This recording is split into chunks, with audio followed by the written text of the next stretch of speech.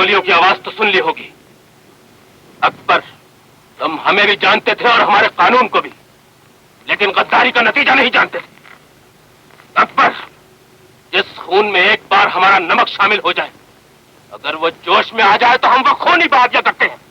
तुम्हारा नमक मेरे खून से गैरत का पसीना बनकर निकल चुका है फरंगी। जितनी मुद्दत मैंने वतन से गद्दारी करके तुम्हारी मुलाजमत में गुजारी है, मैं उसकी सजा पा चुका हूं।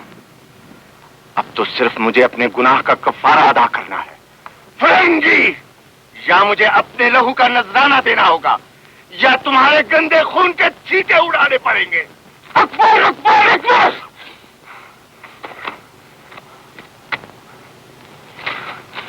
जी चाहता है तुम्हारे सीने में अपने पिस्तौल की सारी गोलियां खाली कर दूं, लेकिन हम हकीर दुश्मन पर वार नहीं किया करते।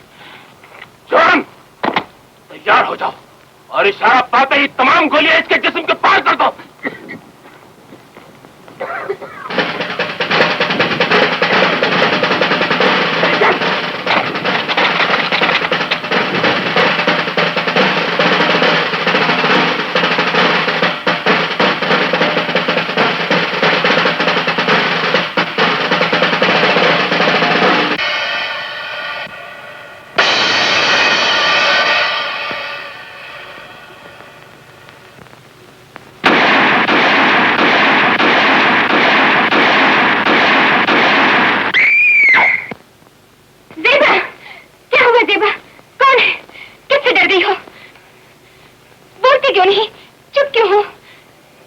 एक डरावना ख्वाब देखा है गुल।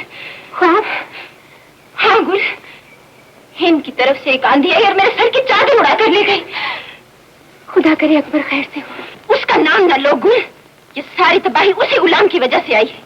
कुछ भी है, खुदा उसे सलामत रखे। तुम्हारे लिए ना सही, तुम्हारे जिस्म में परवरिश पाने वाली उस निशानी के लिए सही, जिसे कल को एक बाप की जरूरत होगी।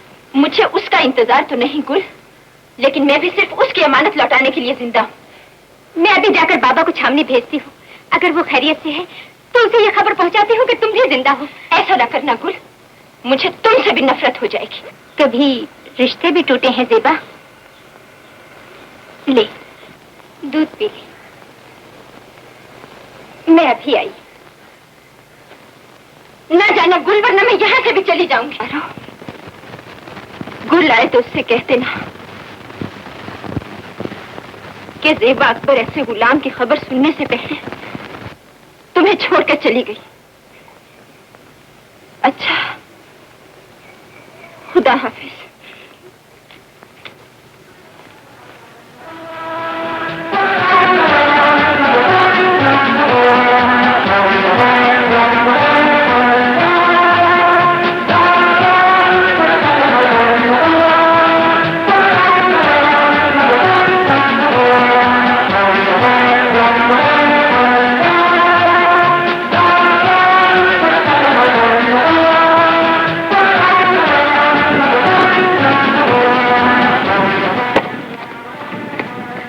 क्या बात है सूबेदार साहब? आप ही ने बुलाया था सर? मैंने? ओह आई सी। अकबर की मौत के कागजात तैयार कर दिए? ये सर।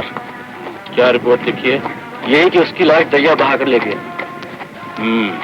उसका कोई रिश्तेदार है जिसे हम वो रुपया दे सकें जो गवर्नमेंट के पास उसका जमा है? कोई नहीं सर। तुम जाओ और वो कागजात मेरी टेबल पर रख दो, मैं आकर दस्तखत कर दूंगा। अकबर खान की मौत की खबर फौजी कागजात में दब कर न रह सकी। जूं जूं वतन की सरजमीन पर दुश्मन के घोड़ों की टापें गर्द उड़ाती रही, खबर फैलती रही। वतन के पथरीले सीने पर जुल्म के आहनी कदम दौड़ते रहे, लेकिन गुलामी के तूफान में एक आवाज थी जो चट्टानों पर खड़ी छिनी हुई आजादी का मातम करती रही। एक गरज था जो गई हुई बहार को वापस बुलाता रहा। वादियों और पहाड़ों में गूंजती हुई आवाज ने एक शोले को जन्म दिया। वतन की कोख से एक बेटा पैदा हुआ, जंगी के इख्तिदार के कलों को दूर से देखता, दिल पर एक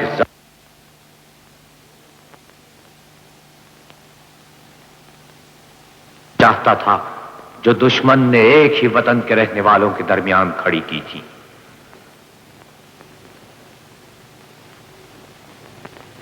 وہ ہر مظلوم پر ظلم ہوتے دیکھتا اور اس کے سزا پانے سے پہلے بجلی کی طرح اس کی امداد کو پہنچتا۔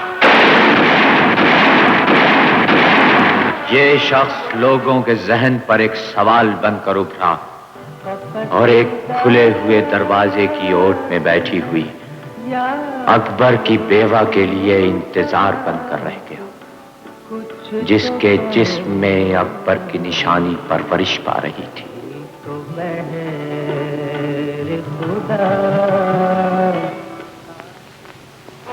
سن، مہینے اور سال حالات کے نقشے پر اس طرح لکیریں کھینچتے رہے کہ ان لکیروں سے فرنگی کی صورت کا ایک نیا خاکہ بن گیا۔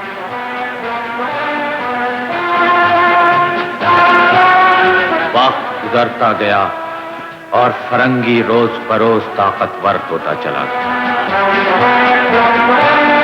وقت بھی بڑھتا رہا اور فرنگی کا رتبہ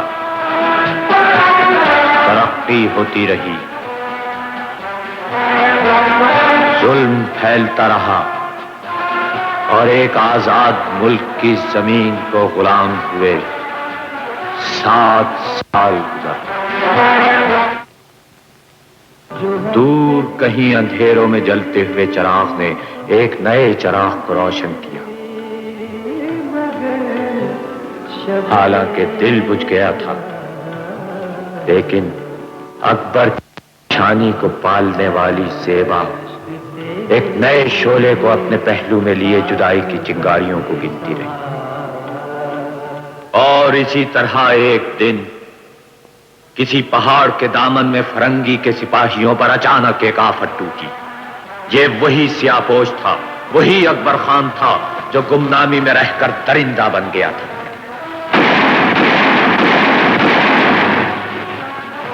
اکبر خان نے دشمن سے مشین گن چھین کر ایک غار میں پناہ لے لی اور فرنگی اقتدار کے ایک ایک محافظ کو باری باری موت کی نیند سلانا شروع کر دی۔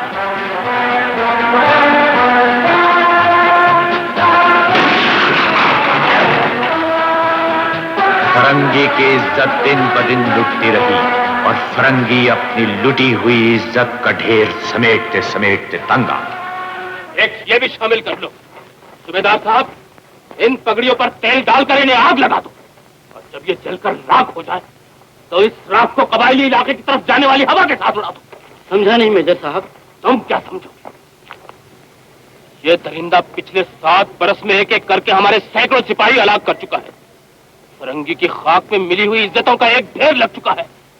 یہ ڈھیر فرنگی کے سینے کا بوجھ بن گیا ہے صوبیدار صاحب۔ آخر کب تک چھپا رہے گا؟ اس کا نام، قبیلے کا نام اور گاؤں کا پتہ لگنے کی دیر ہے، فوراً ہاتھ آ جائے گا۔ ہاتھ آ جائے گا جب آ جائے گا، ابھی تو وہ ہمارے لیے آگ کا دریا بن گیا ہے جسے ہم آسانی سے پار نہیں کر سکتے۔ ہماری حکومت کا وقار خطرے میں ہے۔ صوبیدار صاحب، کسی قیمت پر ہماری عزت کا جھنڈا نیچا نہیں ہونا چاہیے۔